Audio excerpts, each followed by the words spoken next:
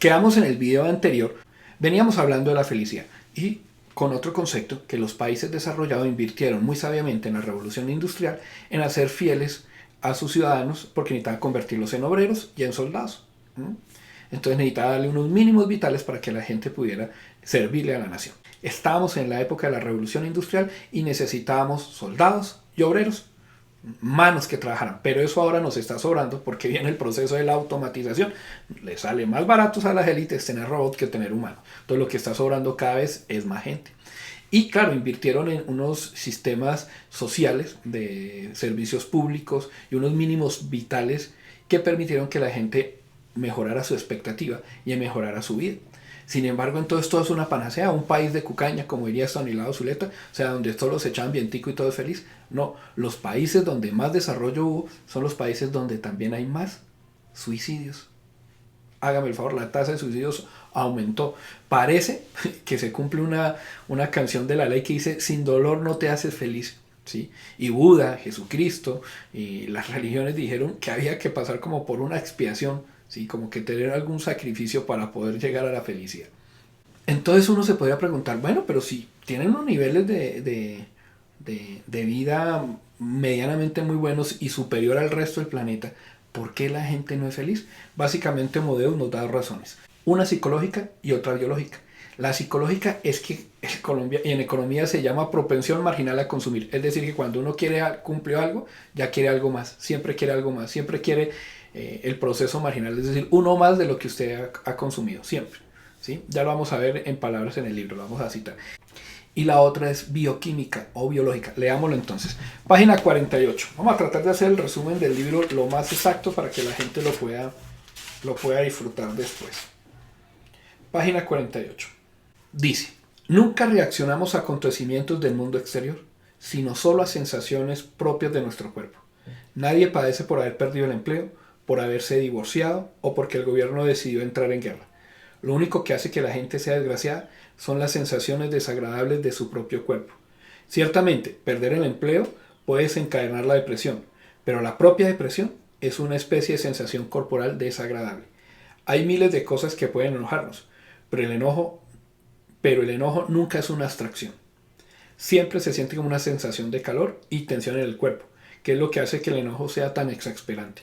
No en vano decimos que ardemos de ira. Vale. Entonces, es un discurso de un líder de la iglesia que busqué, habla de que uno a la final no se ofende por los otros, sino se ofende por sí mismo, que uno puede llegar a no ofenderse por nada. Y uno pudiera decir, pero venga, la vida son experiencias, lo que pasa en el entorno sí me afecta, pero es como usted lo procesa, y es como usted controla su bioquímica que permite que esas cosas pasen, o le pasen.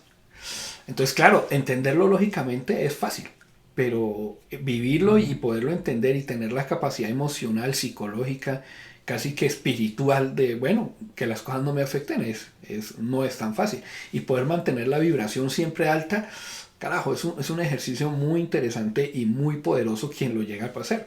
Definitivamente lo que uno puede hacer es que esos estados alterados de depresión, tristeza, cada vez sean más corticos y los pueda controlar más rápidamente. Hay una cita de un libro, que no les voy a contar cuál es el libro, pero sí les voy a leer la cita, que hasta un compañero mío de la misión, que ahora es presidente, está que me dijo, venga, eso está muy interesante, ¿de dónde sacó eso? Y le mandé el libro. Si alguno de ustedes quiere saber dónde está el libro, por favor comuníquese al WhatsApp que está en el canal, o el que va a estar en este video, que es el WhatsApp, pues digamos que yo tengo para tener contacto con ustedes, y me envía una fotico de que está suscrito al canal y con mucho gusto le envío el libro, el título del libro, ¿no? El título del libro para que lo consiga, ¿vale? Miren esta frase tan interesante. No tendréis lo que pedís, ni podéis tener nada de lo que queréis, y ello porque vuestra propia petición es una afirmación de vuestra carencia. Y al decir que queréis una cosa, únicamente sirve para producir esa experiencia concreta, la carencia, en vuestra realidad. Por lo tanto, la oración correcta nunca es de súplica, sino de gratitud. Y esa es una de las razones por las cuales uno entra en el bucle.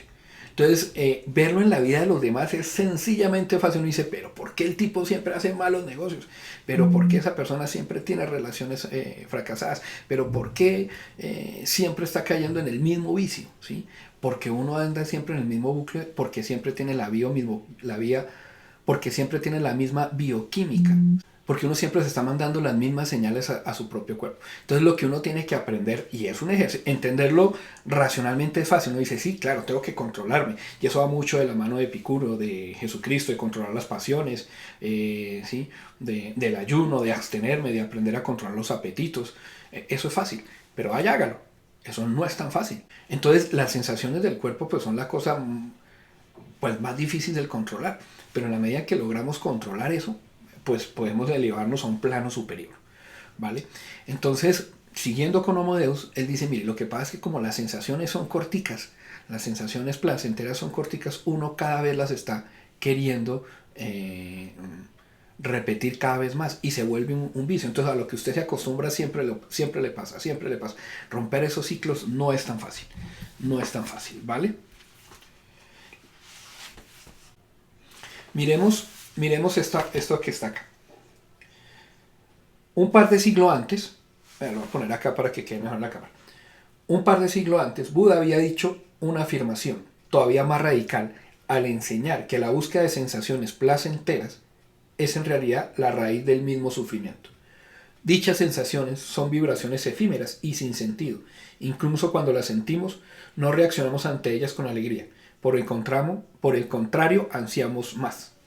De ahí que, por muchas que vayas a sentir, las sensaciones dichosas o emociones nunca se satisfarán. Vamos a saltar un buen pedazo. ¿Qué sentido tiene correr tras algo que desaparecerá tan deprisa? Y ese es uno de los problemas, por ejemplo, que tenemos con las personas que son un Don Juan, una persona que siempre... Claro, la parte más bonita del romance es la primera parte. Ay, toda esa sensación, todo ese volcán de sensaciones de... Hasta botan chispas y toda la cosa, eso es muy chévere. Pero eso se va apacando, eso va perdiendo el tiempo. Entonces la persona se acostumbra a ese tipo de sensaciones. ¿Y qué pasa? Las tiene que buscar cada vez más. Ese es el problema de los Don Juan. El hombre de negocios o una persona que sea adicta ya sea a un videojuego o a una sustancia, a la cocaína, lo que sea. Decía mi presidente de misión, el pecado es placentero, de otra manera pues nadie lo haría. Entonces cada vez que, y entendiendo pecado como autoagresión, cada vez que las personas consumen droga o tienen alguna sensación, ganan en un videojuego, o hacen algún éxito, alguna cosa, los ascienden por ejemplo en el trabajo, que es algo muy bueno, pues eso, la sensación, eso dura un poquito de tiempo, no es una cosa placentera de largo aliento, y que necesita cada vez más propensión marginal a consumir, cada vez a buscar más sensaciones. Y entonces esa bioquímica, ¿sí? Esas sensaciones hacen que usted repetitivamente reciba, se comporte con un patrón ya condicionado que usted mismo condicionó. Entender eso lógicamente es del carajo, pero ponerlo en práctica, decir, bueno, a mí siempre me ha pasado esto, ahora necesito cambiar.